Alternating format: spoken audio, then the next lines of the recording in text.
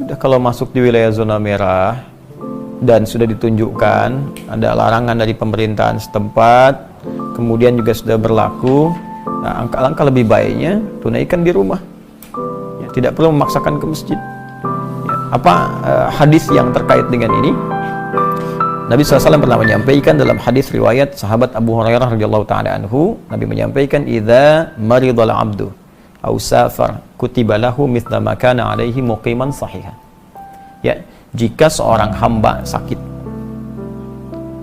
atau sedang dalam perjalanan atau dalam kondisi tidak bisa memungkinkan menunaikan amalan rutinnya karena kondisi tertentu, ya, maka dia mendapatkan pahala yang sama dalam kondisi dia sehat dan mukim, walaupun mengerjakan amalan tidak seperti mulanya. Contoh paling gampang begini. Ada orang biasa ke masjid, kaki sakit, gak bisa ke masjid, dipaksakan sulit sekali.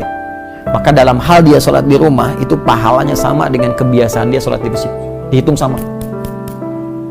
Safar, saya mau ke Bandung, macet luar biasa, lalu saya istirahat di kilometer 57. Ya, saya sholat jamak qashar, bahkan zuhur asar disatukan, dua, bahkan nggak sholat sunnah.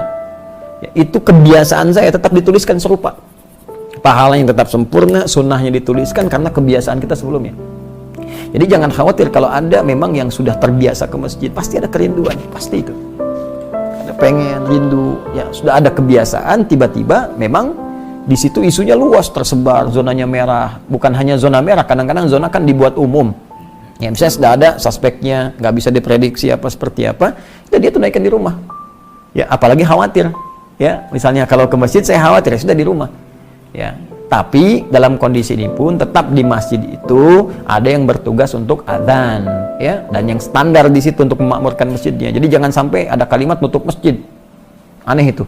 Jadi mohon maaf, jadi jangan sampai ada kalimat yang keliru. Ini saya perhatikan banyak mufti nih saat ini. Jadi semua orang jadi kayak pada jadi mufti ahli fatwa, ini.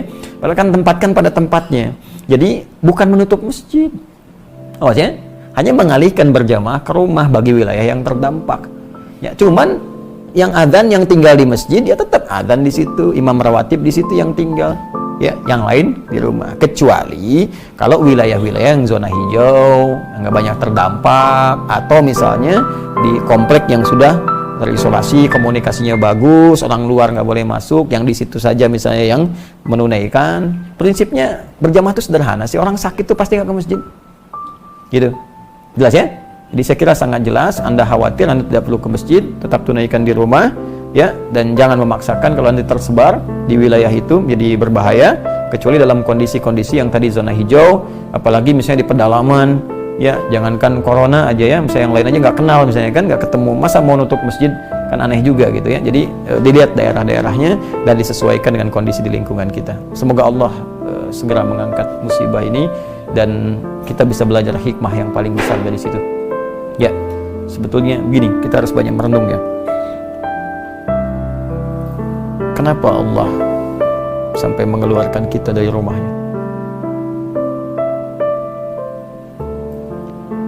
Antum biasa main ke rumah saya bilang jangan datang, lama gitu. Ya, kira-kira perasaan antum gimana? Hah?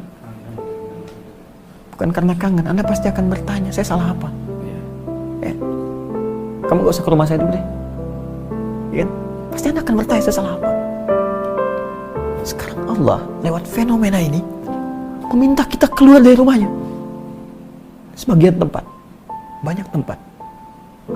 Jadi orang yang imannya sadar pasti akan bertanya, ya Allah, saya salah apa gitu? Apa yang saya perbuat selama ini? Atau apa yang salah di lingkungan saya? Karena kadang kita nggak salah tapi ada perbuatan lain yang dikerjakan oleh satu orang, yang lain berdampak. Ya, ada yang demikian sifatnya. Orang mabuk berkendaraan, yang mabuk dia, cuman kendaraan nyasar sana sini, yang ketabrak orang banyak. Ya, makanya mabuk dilarang, minuman keras dilarang karena bisa membahayakan orang lain. Ada perbuatan buruk saat dikerjakan orang yang baik bisa terdampak. Zina, makan makanan haram. Memang ente yang zina, ya, tapi perbuatan Anda itu bisa berdampak kepada banyak orang. Jangan katakan emansipasi ini sampai bangga, sampai menyampaikan di media, saya punya anak hasil ini begini begitu. Anda yang melakukan, tapi hasil Anda itu berdampak buruk bagi yang lain. Makanya saya pikir ini waktu yang pantas untuk bertobat untuk kita semua. Ya, malam bangunlah. Minimal satu-satu di antara kita itu bertobat, minta sama Allah, minta ampun, ya Allah ampuni saya. Ya, jangan berpikir tentang kiamat yang besar gitu. Kiamat kecil saja belum tentu kita siap. Kiamat kecil itu kematian. Itu kiamat kita. Dan belum tentu semua orang siap menghadapi itu. Karena itu duduk. Ini Allah sudah sangat sayang kepada kita mengingatkan. Ada yang salah, cepat perbaiki. Ya, tata kembali, pelajari apa yang salah selama ini. Ini kan dengan musibah itu kadang tampak segala hal yang bisa diperbaiki. Genteng bocor. Begitu kita lihat bocor di atas, kan ketahuan apa yang salah nih selama ini. Cek lagi, ya sama. Ini pasti kita akan temukan kekurangan-kekurangan. Iman kita minimal bagaimana, kerinduan ke masjid, kerinduan untuk ibadah. Ya, saya kira itu. Wallahu ta'ala a'lam bishawab.